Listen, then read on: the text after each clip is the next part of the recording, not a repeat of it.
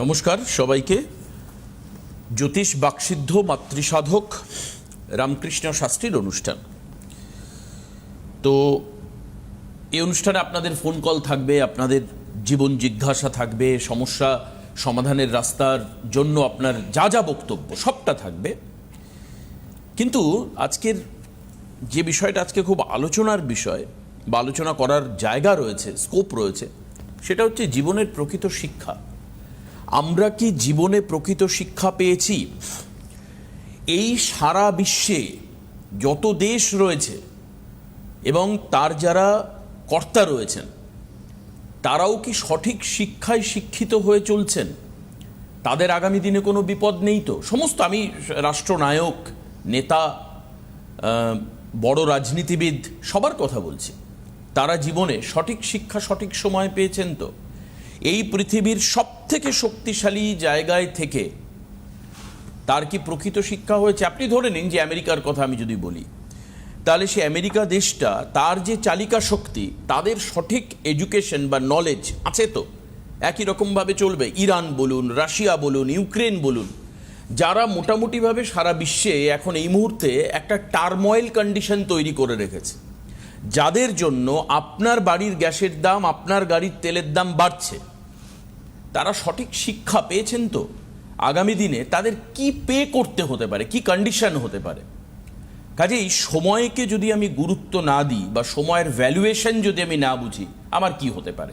আজকে এই বিষয়ে আলোচনা করব। আমার সঙ্গে জ্যোতিষসিদ্ধ বাকসিদ্ধ রামকৃষ্ণ শাস্ত্রী আমাদের সঙ্গে রয়েছেন। আমি আপনাদের সঙ্গে পরিচয় করে দিই এবং আজকের অনুষ্ঠানে আমি স্বাগত জানাচ্ছি। নমস্কার, আমার সকল দর্শক বন্ধুদের প্রণাম জানাই এবং আমার আরাধ্য দেবী তারামাকে প্রণাম জানিয়ে, আমার জন্মদাত্রী পিতা মাতা এবং গুরুদেবকে প্রণাম জানিয়ে, আমার থেকে বয়সে কনিষ্ঠ সকল ভাই বোনেদের আমার প্রাণ ভরা ভালোবাসা এবং শুভেচ্ছা জানিয়ে আজকের অনুষ্ঠান শুরু করছি। আপনি বললেন, দেখুন, দিন কাহারও সমান নাহি যায়।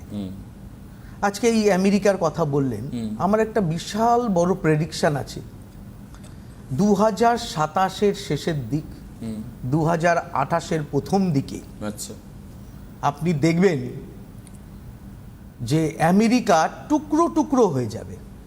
আচ্ছা, আজকে আপনি বলছেন? আমি বলছি আজকে হচ্ছে 2026-এর 4 জুন। হ্যাঁ, মানে আপনি প্রায় 2 বছর আগে বলছেন। একদম 2 বছর আগে। একদম ঠিক আছে। আমি গতবার আপনার অনুষ্ঠানে, যেহেতু আমি পশ্চিমবঙ্গে থাকি, পশ্চিমবঙ্গের রাজনীতি নিয়ে বেশি কথা বলি না, কিন্তু আপনি প্রশ্ন করেছিলেন, আমি বলেছিলাম রবি যার শক্তিশালী সেই কিন্তু ইলেকশনে জিতবে, ক্ষমতায় আসবে। মানে রবি হচ্ছে পিতা এবং পুত্র। যার পিতা আছে, তার মানে পিতা অ্যাট প্রেজেন্ট যার আছে, তার রবি ভালো।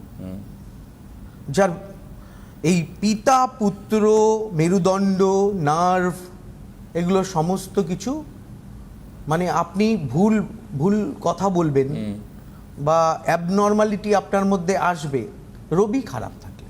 রবির অবস্থান যদি খারাপ থাকে, অ্যাট সিচুয়েশন।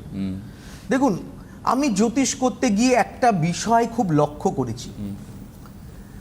আমি ডেট অফ বার্থ নিয়ে ক্যালকুলেশন করলাম, কিন্তু যখন একজন আমার কাছে আসছেন, তার জীবনের সাথে আমার ক্যালকুলেশনগুলো মিলে যায়, তার বলা চলা, বাচনভঙ্গি, চাহিদা, সমস্ত কিছু যদি মিলে যায়, আমি তখন বুঝবো তার date of birth, time, place ঠিক আছে। তাহলে তখনই তাকে বলবো, আপনি আপনার হাতের রেখাটাকে আমাকে বিশ্লেষণ করান। কেন হাতের রেখা বিশ্লেষণ করতে হয়? জ্যোতিষ শাস্ত্রটাকে দুভাগে ভাগ করা হয়। যে শাস্ত্রের মাধ্যমে আমরা ভবিষ্যতের পূর্বাভাস, পৃথিবীর একমাত্র সাবজেক্ট হচ্ছে এই জ্যোতিষ শাস্ত্র, যার পূর্বাভাস আমরা দিতে পারি তাকে বলে জ্যোতিষ শাস্ত্র। জ্যোতিষ শাস্ত্রকে দুভাগে ভাগ করা হয়, এক হচ্ছে গণিত জ্যোতিষ, এক হচ্ছে ফলিত জ্যোতিষ। গণিত জ্যোতিষ হচ্ছে অঙ্কশাস্ত্র, ক্যালকুলেশন, তার মধ্যে date of birth, time, place দিয়ে, যেটা আমরা এই মুহূর্তে করছি। আর ফলিত জ্যোতিষ হচ্ছে হস্তরেখা বিচার, চেহারা বিচার, হাতের বা পায়ের আঙ্গুল বিচার, হাতের আঙ্গুল বিচার, মস্তিষ্ক বিচার, মানে কপাল নলাট বিচার, এগুলো হচ্ছে ফলিত জ্যোতিষের একটা অঙ্গ। আচ্ছা। তো সেগুলোকে একসঙ্গে বিচার করে, অনেকের কাছে ফটো চাই আমি, একটু ছবিটা পাঠান। ছবিটা পাঠানোর উদ্দেশ্যটা হচ্ছে তার চেহারার সাথে গ্রহগত অবস্থান মিলছে কিনা। আচ্ছা, মানে দেখেও প্রেডিকশন করা যেতে পারে। দেখুন, ব্যাপার হচ্ছে আপনি অফিসিয়ালি বললেন আমার বাড়ির বয়স 12 বছর, বাড়ির বয়স, বাড়ির বয়স, হাউস। আচ্ছা, বুঝতে পেরেছি। হ্যাঁ।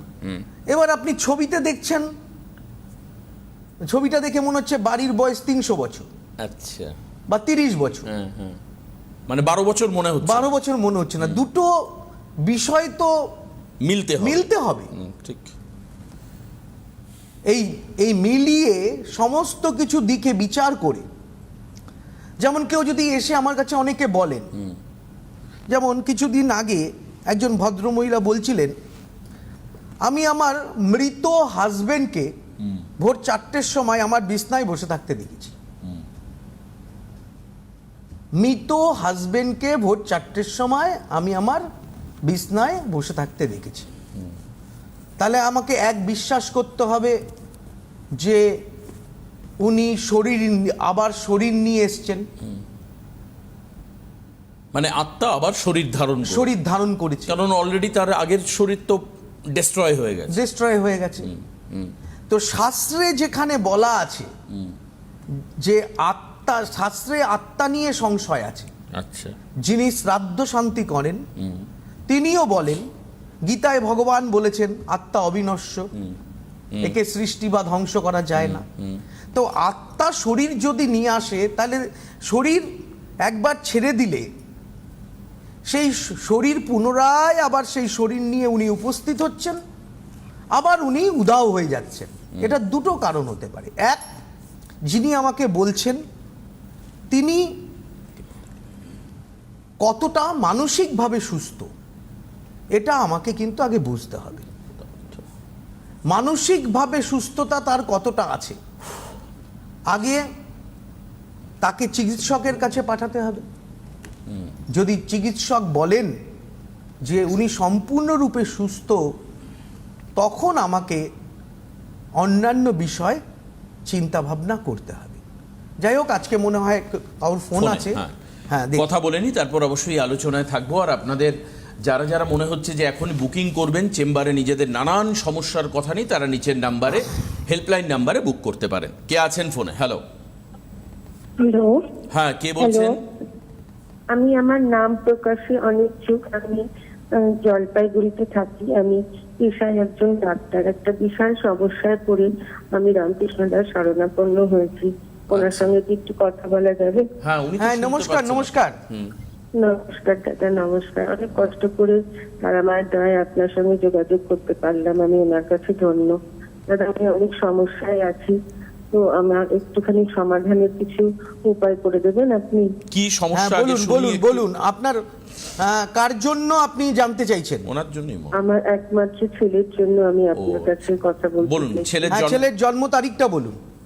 ছেলের জন্ম তারিখ হচ্ছে 28শে মার্চ 1975, রাত্রি 10টা 12 মিনিট। 28শে মার্চ 1975, রাত্রি 10টা 12 মিনিট। রাত্রি 10টা 12 মিনিট। কোথায় জন্মেছে? শিলিগুড়ি। আচ্ছা।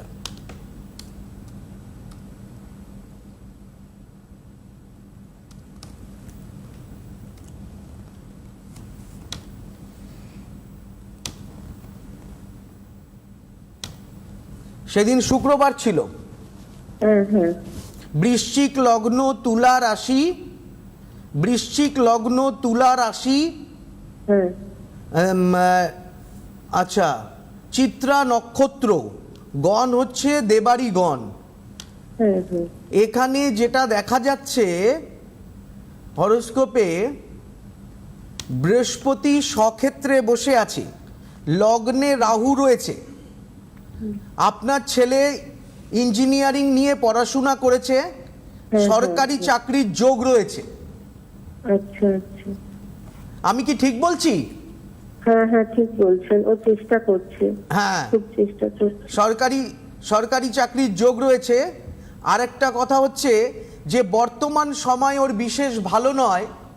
কোনো মহিলা ওকে পুলিশি ঝামেলায় জড়িয়ে ফেলতে পারে। কোনো মহিলা মানে বর্তমান সময়ে 2027-এর 29শে মার্চের মধ্যে 2027-এর 29শে মার্চের মধ্যে 29শে মার্চের মধ্যে কোনো মহিলা ওকে পুলিশি ঝামেলায় জড়িয়ে ফেলতে পারে। আপনি বলুন কি জানতে চান? দাদা এটাই আমার বড় সমস্যা। আমি আমার পাড়া প্রতিবেশীদের থেকে জানতে পেরেছি এক বিধবা মহিলার সঙ্গে সম্পর্ক জড়িয়ে আছে এবং সেটা খুবই ভয়ানক। আমাকে আমার আত্মীয় স্বজন পাড়া প্রতিবেশীরা বলেছে।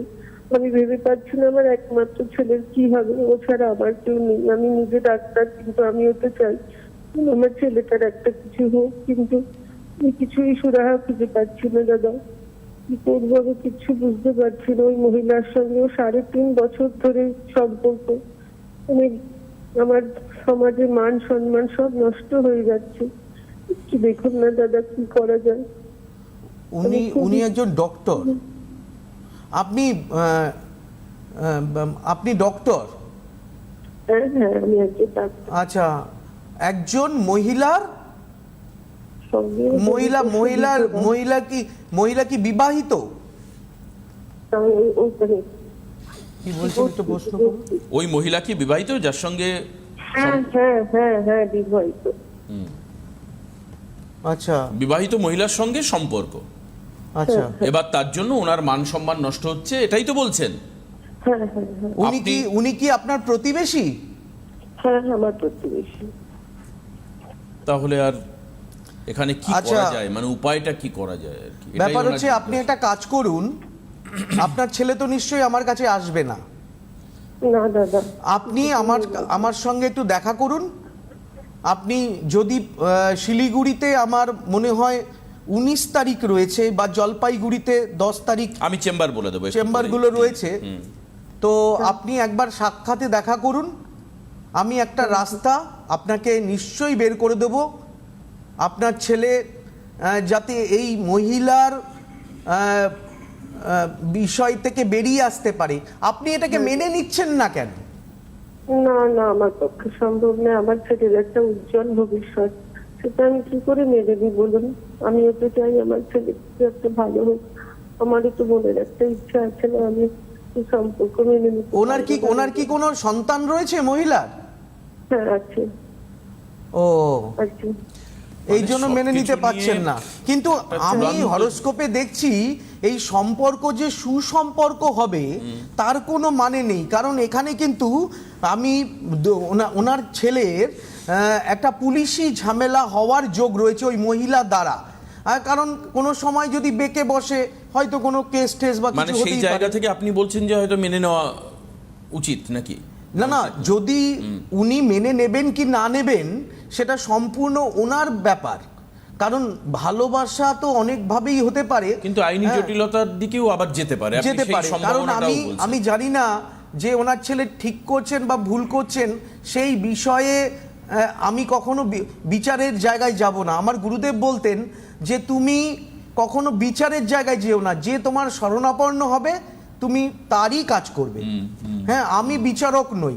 আপনার ছেলে হয়তো ওই মহিলা অসহায়, বা আপনার ছেলেকে অনেক কম্পালশন থাকতে অনেক পারে। অনেক ব্যাপার আছে, তাকে ধরে আবার আঁকড়ে ধরে জীবন শুরু করতে চাইছেন, তার সন্তান আছে, বা দেখা যাচ্ছে হ্যাঁ, আপনার ছেলেও হয়তো জীবনে শূন্যতা অনুভব করতে পারে, অনুভব করছে, প্রেমের অভাব হয়তো। হ্যাঁ হ্যাঁ, এই সব নানা কারণে এর মধ্যে জড়িয়ে পড়তে পারেন।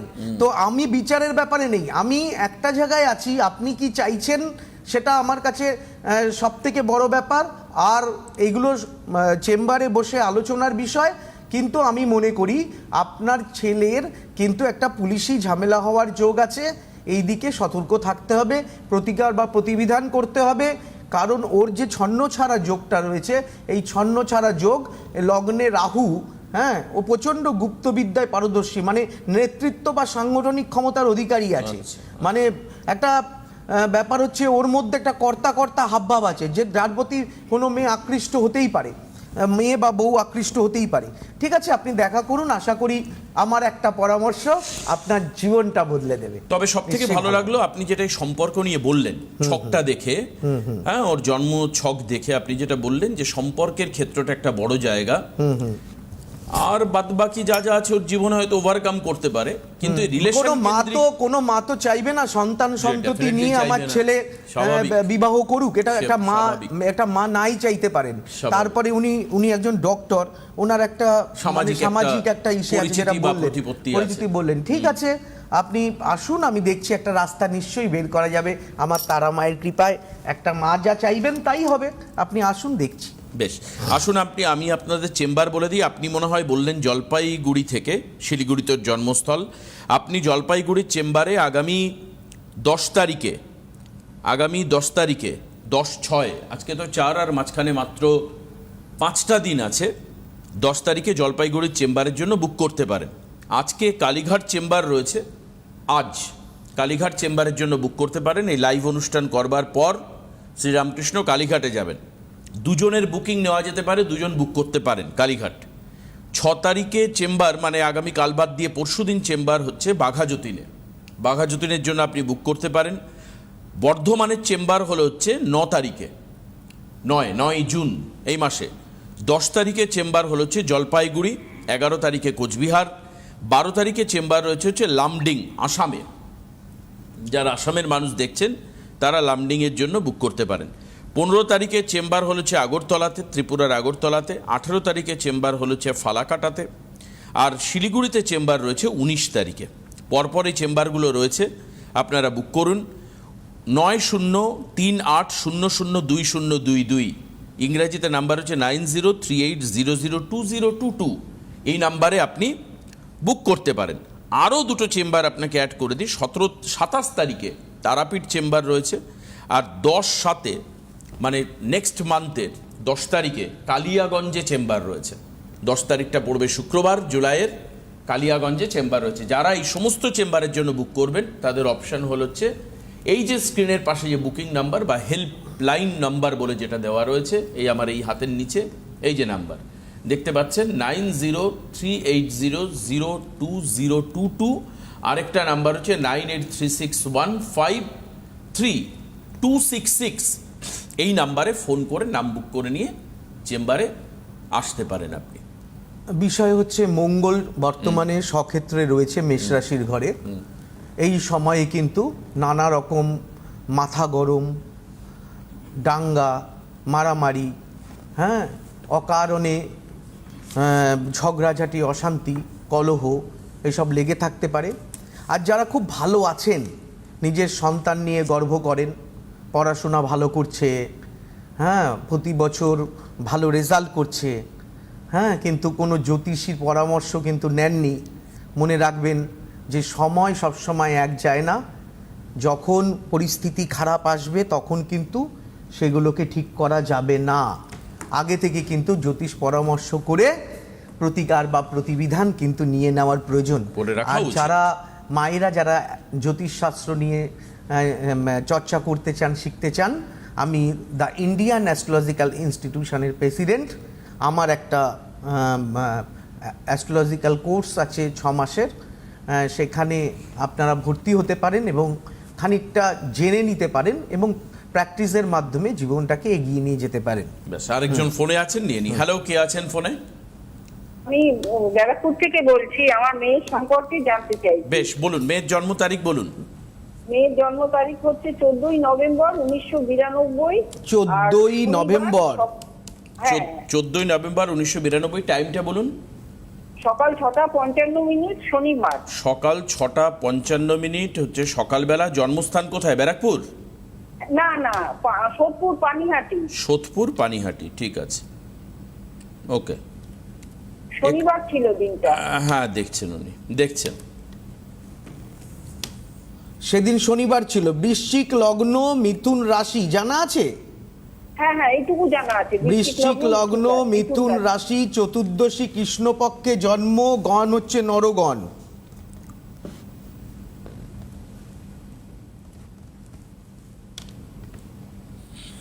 এখানে হরোস্কোপটা একটু দেখি। আচ্ছা, এগোচ্ছে না কেন? হ্যাঁ হ্যাঁ, ঠিক আছে। লগ্নে মঙ্গল, কর্কটে মঙ্গল নিচস্থ অবস্থায় বসে আছে, লগ্নে রাহু বুধ, দ্বিতীয় তৃতীয় চতুর্থ পঞ্চম ষষ্ঠ সপ্তম অষ্টম নবম দশম একাদশ দ্বাদশ। আচ্ছা, আপনার মেয়ে চট করে একটু মাথা গরম হয়ে যায়, তাই না? হ্যাঁ হ্যাঁ হ্যাঁ, অল্পতে কিরকম একটা রেগে ওঠে। ও বিবাহিতা? হ্যাঁ হ্যাঁ, ও বিবাহিত, বিয়ে ওর হয়েছে, একটা কিন্তু বিবাহে প্রচন্ড অশান্তি, ডিভোর্স, হ্যাঁ, মামলা হ্যাঁ, হ্যাঁ, মকদ্দমা। স্বামী-স্ত্রী রোজ অশান্তি, হ্যাঁ, রোজ ঝগড়া হয়। তাহলে এগুলো কি করে? দুজনে ঝগড়া হয়। বিবাহে দেখুন, ছকের ডিভোর্স, মধ্যেই রয়েছে মামলা মকদ্দমা, এটা মাথায় এসব রাখুন। যোগ আছে। হ্যালো, মামলা, হ্যাঁ বলুন বলুন। ওর মুখমণ্ডলে তিল আছে? হ্যাঁ হ্যাঁ হ্যাঁ, আছে তো, গালেতেই একটা ছোট হ্যাঁ। তিল আছে। আপনার মা, মানে আপনি মা, হ্যাঁ আমি মা। আপনার পায়ে প্রচন্ড সমস্যা হচ্ছে? হ্যাঁ আমার তো আছে, আমি আমারটা না, মেয়েটাই জানতে চাই। আরে বাবা, না না, এগুলো আমি দিয়ে মেলাতে আপনাকে হয়। আমি মেলাচ্ছি, একটু শুনে হ্যাঁ, নিন। আমার পায়ে ব্যথা আছে, ব্যথা। তাহলে- হ্যাঁ, এখন ব্যাপার হচ্ছে ওর কিন্তু সাংসারিক জীবন ভালো হবে না। আপনার মেয়ের সাংসারিক জীবন ভালো হবে না। হ্যাঁ, কি করলে ভালো হয় যদি বলেন? এগুলো তো আর এখানে বসে করা যাবে না। আপনি কোথায় থাকেন বললেন? আমি থাকি ব্যারাকপুরে। ব্যারাকপুরে? আচ্ছা, ব্যারাকপুরে। ব্যাপার হচ্ছে আপনার মেয়ে কিন্তু একটু ধৈর্য কম, মানে ওর কান পাতলা, কিন্তু ওর সংসারে কিছু লোক, মানে কিছু মানুষ মাতব্বর হয়ে ঢুকে গেছে। এইগুলোর থেকে মানে ও যেহেতু সরল সোজা মেয়ে, ওকে নানাভাবে উত্ত্যক্ত করে হাজব্যান্ড ওয়াইফের মধ্যে গন্ডগোল তৈরি করে দিচ্ছে। আপনি ভালো একজন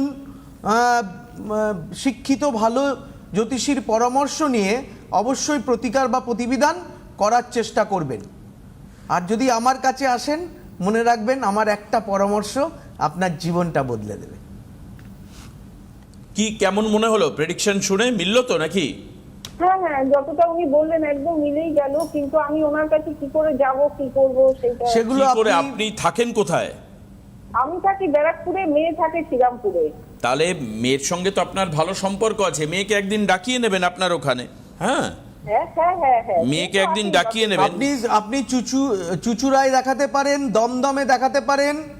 হ্যাঁ, আপনি ফোন করে নেবেন, একটা বুকিং করে আপনার সঙ্গে নিশ্চয়ই আমি কথা বলবো বা দেখা করে নেব। ইচ্ছা থাকলে উপায় হয়, বুঝলেন? ইচ্ছা থাকলে নিশ্চয়ই উপায় হবে। এই যে সমস্যা নিয়ে এতদিনও ভুগছে, এটা কিন্তু আরো ডে বাই ডে আরো সিরিয়াস কন্ডিশনে, যাদের এরকম ধরনের সাংসারিক অশান্তি হচ্ছে, একদিনে সাংসারিক অশান্তি হয় না, একদিনে মেটেও না। এর জন্য সময় তবে দিতে একটা হবে। কথা হচ্ছে, উনি যদি বেশি দেরি করেন, এটা আরো জটিল হবে। জটিল হবে কি, ওনার মেয়ে মানে নানা রকম দুর্ঘটনা ঘটিয়ে ফেলতে পারেন।